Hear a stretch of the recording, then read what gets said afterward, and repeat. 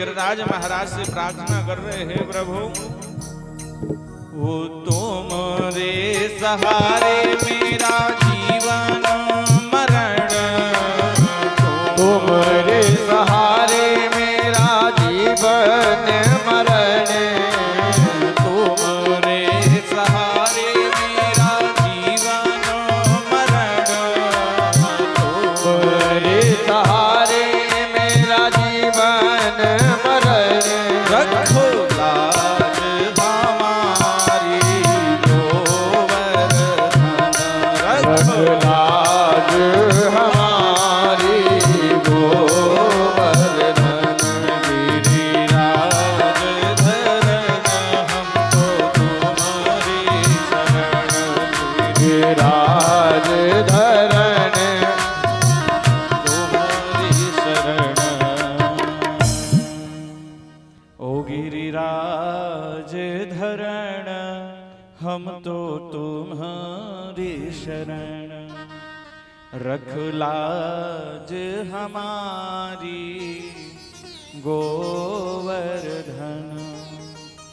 सारे ब्रजवासी नेत्र बंद करके खड़े हुए थे। यहाँ कन्हैया ने गिरिराज महाराज के पास जाकर और गिरिराज महाराज को अपनी कन्ही उंगली के नख पर धारण कर लिया। और से जैसे ही गिरिराज महाराज को अपनी कन्नी उंगली के नख पर धारण किया, कन्हैया सभी ब्रजवासियों से कहने लगे, भैया ब्रजवासियों सभी लोग गिरिराज महाराज के नीचे आ जाओ। सभी लोग अपनी अपनी बैलगाड़ियां लेकर के अपने अपने बैलों को लेकर गायों को लेकर के गिरिराज महाराज के नीचे पहुंच गए। और वहीं पर बासुकी नाग ने आकर के चारों तरफ से बाउंड्री लगा दी कि जो बारिश हो रही है वो जल अंदर ना जा सके। ऊपर सुदर्शन चक्र चल रहा है।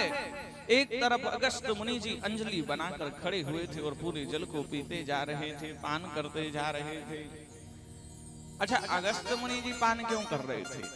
यहाँ पे एक कारण है। क्या हुआ, जिस समय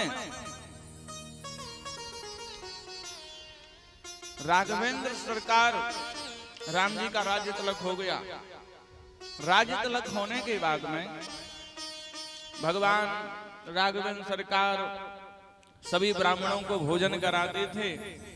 और सब भोजन करने आए तो पर एक दो पूरी खाएं और वो चले जाएं।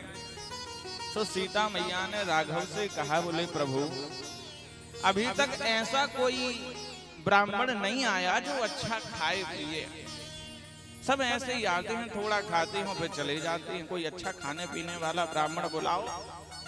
सो राघवेंद्र सरकार ने अगस्त मुनि को बुलाया।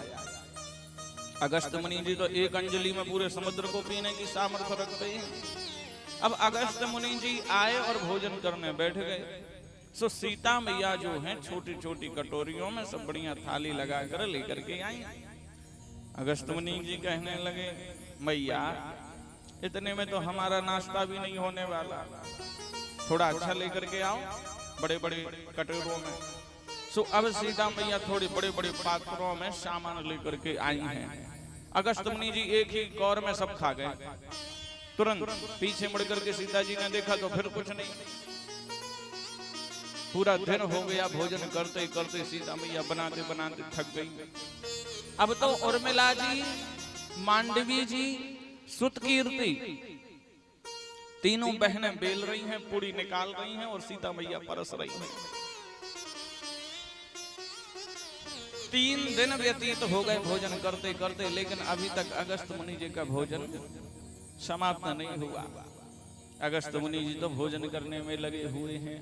अब तो यहाँ पर जब तीनों बहनें भी हार गई, सो गणेश महाराज को बुला लिया, 9 सिद्धियों को बुला लिया, 9 निधियों को बुला लिया। 9 निधियां आई और रिद्धि सिद्धि भी वहीं विराजमान हैं और सीता मैया परोसने में लगी हुई हैं, सभी व्यंजन बनाने में लगे हुए हैं। धीरे धीरे करके 10 दिन व्यतीत हो गए। सीता मैया ने जाकर के अगस्त मुनि जी से कहा, प्रभु जब आधा भोजन हो जाता है तो कुछ थोड़ा बहुत जल पी लिया जाता है। सीता मैया से अगस्त मुनि जी बोले, जब आधा भोजन हो जाएगा तब हम जल पी लेंगे, चिंता मत करो, अभी तो हमारा आधा भोजन तो क्या, अभी तो नाश्ता ही नहीं हुआ। सीता मैया बोल सोचने लगी अपने मन में, बताओ अभी तक इनका नाश्ता नहीं हुआ तो ये भोजन कितना करेंगे? 10 दिन हो गए भोजन करते करते, दिन रात बराबर भोजन चल रहा है, ऐसा कितना भोजन करेंगे ये? धीरे धीरे करके 16 दिन हो गए। 17वें दिन जाकर के राम जी से कहा, हमने ये कहा था कि भोजन करने वाला बुलाओ, अच्छा कमर तोड़ने वाला नहीं बुलवाया था। 17 दिन हो गए, अभी तक उनका आधा भोजन भी नहीं हुआ है। उनसे कहो कि अब हमारे पास कुछ खाने पीने को नहीं है, निकलो यहां से, अब नहीं हम खिला सकते। राम जी ने इशारा किया अगस्त्य मुनि को, प्रभु बस लीला को समाप्त करो यहीं पे। हाँ तो सीता मैया अब हमारा आधा भोजन हो गया है, अब आप जल लेकर के आओ। सीता मैया बोली, देखो ऋषिवर, 1-2 लोटा से तो आपका पेट भरने वाला नहीं है, 2-3 समुद्र चाहिए जल पीने को, इतना व्यवस्था हमारे पास है नहीं। सो राम जी कहने लगे, देखो अगस्त्य मुनि जी, जब इंद्र नाराज होकर बारिश करेगा द्वापर युग में, तब वहां पर आप आना और जल पी लेना। तो आज द्वापर युग में जब भगवान कृष्ण ने गिरिराज पर्वत को उठाया, मूसलाधार बारिश हो रही है, तो वो अगस्त्य मुनि जी अंजलि बनाकर उस जल को पीते जा रहे हैं। ऊपर सुदर्शन चक्र उस जल को सुखाता जा रहा है। आज धीरे धीरे करके 1 दिन हो गया, 2 दिन हो गए, 3 दिन हो गए, मूसलाधार बारिश हो रही भैया।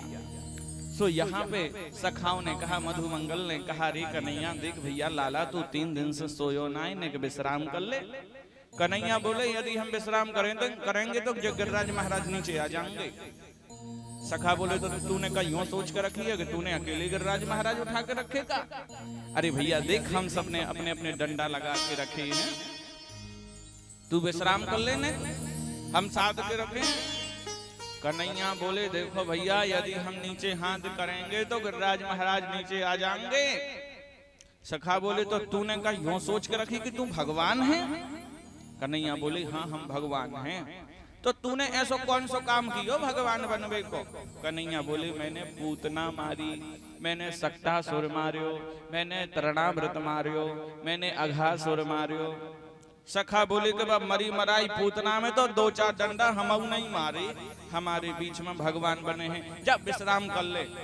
कन्हैया ने अपने मन में सोचा, एक काम करते हैं, गिरिराज जी को जरा सा नीचे करके देखते हैं, अपनी उंगली जरा सी नीचे करते हैं, और गिरिराज जी यदि नीचे आने लगे तो फिर लगा लेंगे उंगली, क्या जाता है। सो कन्हैया ने जरा सी तिल मात्र अपनी उंगली नीचे करी कि चट चट चट करके चटाचट सब डंडे टूट गए। अरे भैया कन्हैया संभालियो संभालियो भैया संभालियो। सो कन्हैया ने फिर लगा ली उंगली। दारी के सही कह रहो, तू नहीं गिरिराज महाराज धारण करके रखे। अरे भैया एक बात तो बता, तुम्हें इतनी शक्ति आई तो आई कहां से? कन्हैया बोले, देख भैया के कछु माखन को बल बड़ो, और कछु गोपन करी सहाय, और श्री राभेजू की कृपा सो मैंने गिरवर लियो उठाए, मैंने गिरवर लियो उठाए। कि भैया कछु माखन